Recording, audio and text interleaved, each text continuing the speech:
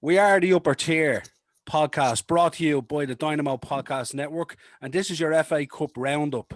And joining me today, my main man on the show, as always, Peter Hart. How you doing, Peter?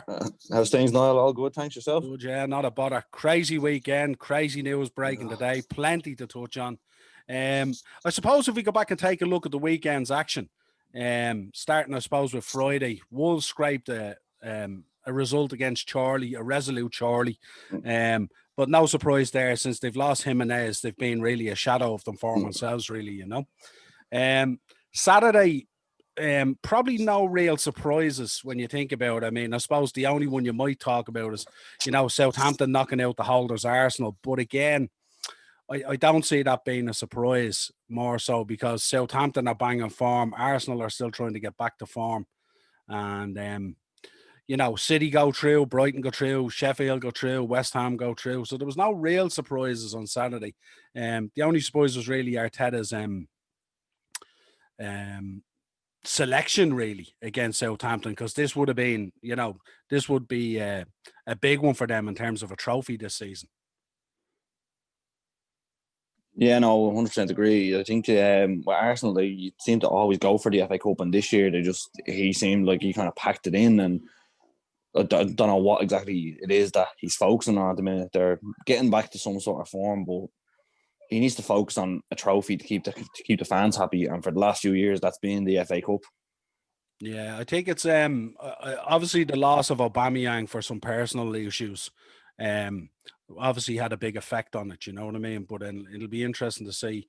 Hopefully he'll be back pretty soon, and we wish him well in whatever he's dealing with, you know. So then we go and we look at Sunday. Sunday we had wins for Chelsea, Leicester, Burnley, and Everton. And obviously the big one was Liverpool, was Man United versus Liverpool. You know, to look at that game, really, I think, you know, I would still call it not a surprise, really, because we were bang out of form. They're obviously in good form at the moment. What was your thoughts on that game? I wouldn't even put it down to form, Niall, to be honest. Like we're playing okay all over the pitch. It's just that final third. And it was almost the opposite then on Sunday, where the final third, Salah banged in 2 goals, but the rest of the pitch was the problem. I think playing Reece Williams against such pacey forwards was a mistake. I don't think he was up to the challenge. Like, let's be honest, I sympathise with the kid. He was playing non-league football last year, and now he's being thrown in the deep end here. I don't think he's ready for that step up just yet. I would have went with Phillips myself, but it's done and dusted. There was a lot of issues throughout the game.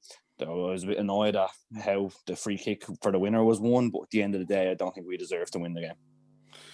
Yeah, I think it's always a difficult one, really, because, you know, you always know United are going to come back into the game, and you know, with Milner not taking that chance, with Salah not taking those couple of chances that he had, let's say, you know, you always know they're going to come back into the game, and once they bring Bruno on, he obviously changes the game up immediately. You know what I mean? A heck of an impact player this year, and certainly brilliant and being very consistent for them. And that's the thing. Like, me and you had that conversation over Messenger, Noel, where I was giving out about we don't have the money that City have, but we don't have the depth. Look at who we brought on when we're looking to win a game. Divock Origi, who was still living on the glory of a goal against Barcelona that was 90% Alexander-Arnold's work. Yeah, we kind of didn't learn anything, did we, from the previous game? in reality, you know. But I suppose that kind of sums it up. I mean, there's still a couple of teams hanging in there anyway, you know, which keeps the romance of the cup going when you think about it. So if we look towards fixtures coming up Wednesday, the 10th of February, you got Barnsley versus Chelsea, which is going to have a huge spotlight on it now, obviously, with the news breaking this morning about the exit of Frank Lampard and the potential incoming of Thomas Tuchel. So there'll be a lot of eyes on that game as well, plus the games coming up this week, obviously. I'd still expect Chelsea to be strong enough to go through there, and I'd expect them to play a strong enough team against them as well. Burnley versus Bournemouth. I could only see a Burnley win. Burnley are a home at Turf Moor, so And they're riding high on confidence after ending Liverpool's unbeaten streak at home. So it's I'll go Burnley in that one. Yeah, Everton versus Tottenham. What you thinking on that? Oh, I think that's going to be an interesting game. Tottenham will look to get some sort of revenge for the start of the season. Everton are, as much as it kills me to say, they're getting back into some sort of form now. And in the league, when you look at it, they could go above us with the games at hand. With Ancelotti at the helm, anything can happen, and Everton could go through that round. But I say draw and go to penalties. Yeah, it looks like it's going to be a physical encounter anyway, that's for sure. And I don't think Jose will get away with that sort of, low block, sit back, counter cards kind of stuff against Everton. Leicester versus Brighton. A week ago, I would have went with Leicester, easily. But now with that injury to Jamie Vardy, as much as they have other players, like the likes of James Maddison, Vardy's their talisman. And with him out, the heads drop. Yeah, although they did look, in fairness to them yesterday, they did look impressive. They were 1-0 down, I think, at half time, and they came back, I think, to win the game 3-1, I think it was. So it was a good comeback for them, and they did do well, even though there was a penalty or two, I think, in the game anyway. But still, United West Ham. I can only see United win for that, as much as it kills me to say. I have to give all credit to Solskjaer and what he's doing with the team. I can only see United going through there. West Ham, that won't be easy for them. They've been United's dodgy team down the years, but no, I can only see United win if I can see him starting Fernandes for that one.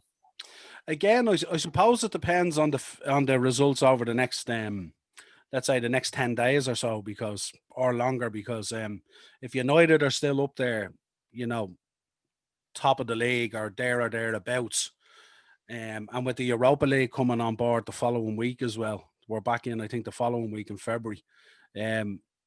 Would United be willing to sacrifice the cup in terms of playing a week inside and risk it against West Ham, or do you think they'd play a full team? I think it'd be 50-50. Okay. I think they will. They'll throw in some of the players don't start, like the likes of Cavani will start as long as he's fit after that horrific challenge on him against us yesterday. But I think it'd be like Cavani start. I think he will start Fernandes. I think in the position Solskjaer is in, he's doing great at the minute at the top of the league, but I think he needs a secured trophy this year. Yeah. The only thing I'd be concerned about is Rashford went off yesterday and we don't know the extent of his injury.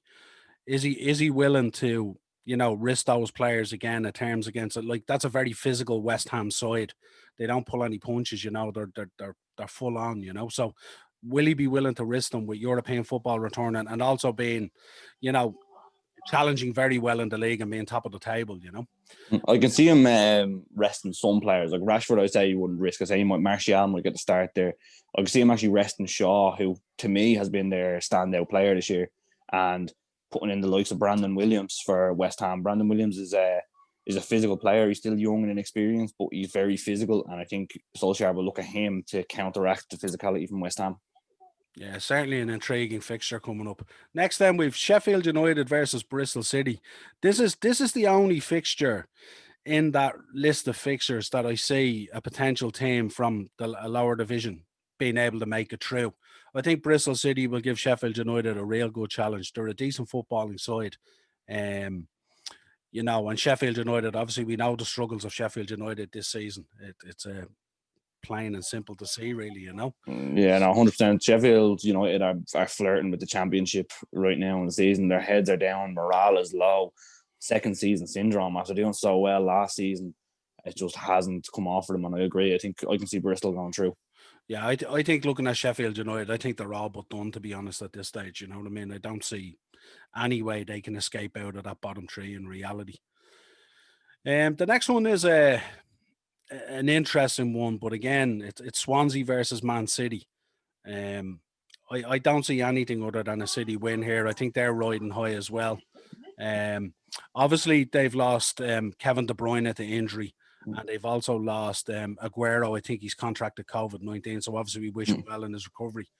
But again, the power of City and the strength of those players against a Swansea side. Although Swansea are never an easy team to beat down there. But I see City going through this fairly handy enough. Do you? Yeah, no, I see this 3 or 4-0 to City, to be honest. Even without De Bruyne, like you said, City's strength and depth is outstanding. Without Aguero, they have Jesus. Without De Bruyne, Phil Foden could get a start. He's been on top form whenever he's played, and they have these players to come in and replace any player when they get injured. So it won't be a stumble at all for City. You can see them going through handy enough. Yeah, Foden and Stones have both been exceptional, haven't they, when you think about it, when you look at them. And then to wrap it up, then we have Wolves versus Southampton. Southampton are kind of my kind of outside pick to win it this year. I think Hasenhüttl is playing a fantastic brand of football. I think they know their limitations and they play within it. And I think you've got a real squad down there really pulling together at the moment and doing really good things. Yeah, no, I agree. I think Southampton would be my dark horse pick. For me, if I'm looking at any of the favourites, I'd pick Man City. But if I'm looking at a dark horse, I'd say Southampton with the form they're in. I think they're gonna walk over Wolves. To be honest, Wolves don't have that threat up front of Jimenez, like you mentioned, and I just think it's gonna be Southampton 2-0. I'd say. Yeah, so that kind of rounds out the next round of fixtures in the FA Cup. Just to let listeners know, at the moment we're going to be at 6 p.m. this evening. We're going to be recording a reaction to the news that came out there, that Frank Lampard has been sacked by Chelsea. Looks like he's going to be replaced by Thomas Tuchel. What's your thoughts on that? I think the writing was on the wall. They had a blistering start to the season and it just dropped off. It was almost like they used all their momentum and energy up in that first few games of the season, and just signings aren't gelling yet. They done so well last year, even with the transfer ban in place with young players, and then they went out and I think it was too much too soon. I think it was similar to the case of Tottenham when they spent the Gareth Bale money, and it's just taken too long for them to gel. And Roman Abramovich is not known for his patience. We all know that. So I'm surprised Frank lasted this long. I thought he would have went maybe 3-4 weeks ago. But yeah, but I don't like bringing Tuchel in. Is it going to make a huge difference? Possibly. Frank is a nice guy and he has a habit of trying to keep players happy, as we see him with playing Werner and Abraham. But because of that, Werner's out of position. So I think Frank just needs a little bit more experience down lower in the Premier League or in the Championship or in a different league. You mentioned in the group chat earlier, he's favourite to get the Newcastle job. No, he's 14-1 to get the Newcastle 14-1. Yeah. That could suit him down to the ground. It's a team with the expectations aren't high at the minute.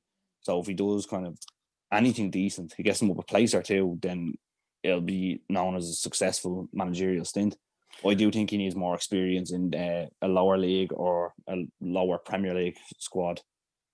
Yeah, Newcastle on a serious slide at the moment. You know, the only fear would be that he goes in there and he doesn't get backed fully, and then they slide down and they get relegated as well. And then you look like you've had 2 Premiership failures on your CV. Yeah. You know what I mean? He might be better advised maybe to go back down into the Championship and, you know, try and do something extraordinary there again, like he tried to do with Derby. Yeah, and gain more experience and then come up again, you know what I mean? But again, we'll be discussing this at 6 p.m. tonight. We've got a couple of Chelsea fans coming on. No doubt there's going to be a mixed bag of emotion on it, based on the history. But yeah, that really rounds up our FA Cup. Don't forget, go over to YouTube, subscribe to our channel, the Dynamo Podcast Network, where you find loads of different shows over there, including the Upper Tier Podcast. And Peter, you're going to be recording later on a show for the Superior Comic Show. Give us an update on that.